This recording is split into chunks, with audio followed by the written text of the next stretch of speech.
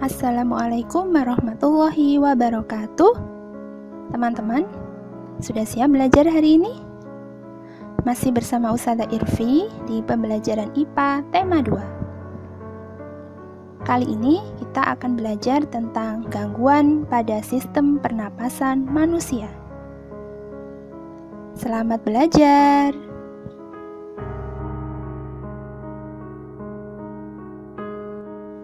Yang pertama, influenza.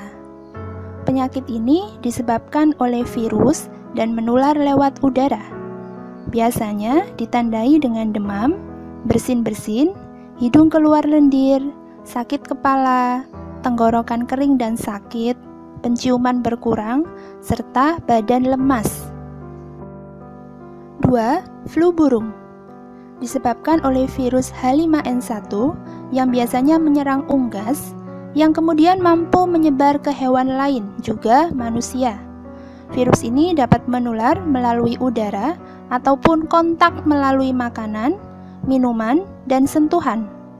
Namun, virus ini akan mati dalam suhu yang tinggi. 3. Sinusitis, yaitu penyakit hidung yang terjadi akibat peradangan pada rongga sinus. Bisa disebabkan oleh infeksi virus, bakteri, atau jamur. 4. Tuberkulosis atau TBC.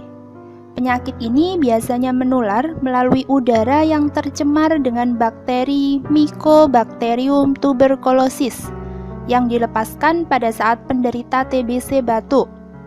Bakteri ini masuk dan terkumpul di dalam paru-paru dan akan berkembang biak menjadi banyak. 5. Pneumonia.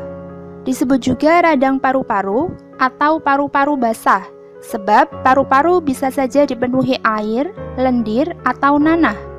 Disebabkan oleh bakteri Streptococcus dan bakteri Mycoplasma pneumoniae yang ditularkan melalui udara.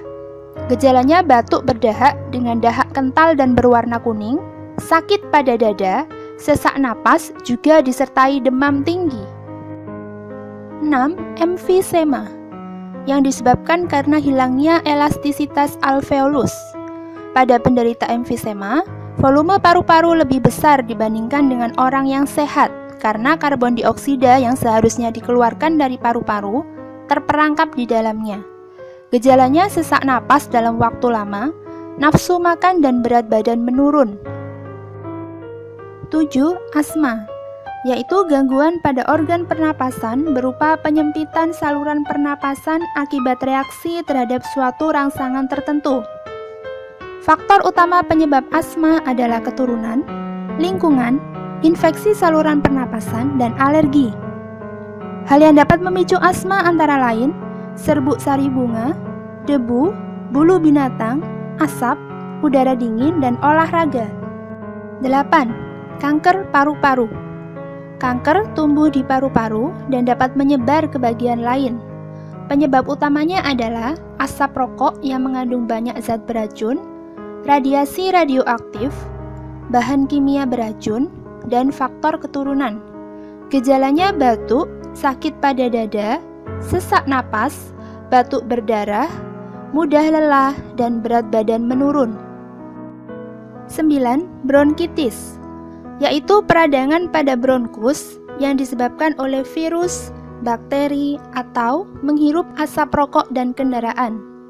Gejalanya batuk berdahak, demam ringan, dan cepat lelah. 10.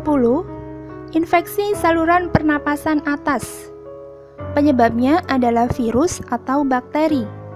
Gejalanya antara lain batuk kering tanpa dahak, demam ringan, sakit tenggorokan, sakit kepala ringan, sulit bernapas, kulit kebiruan karena kekurangan oksigen, dan hidung beringus. 11.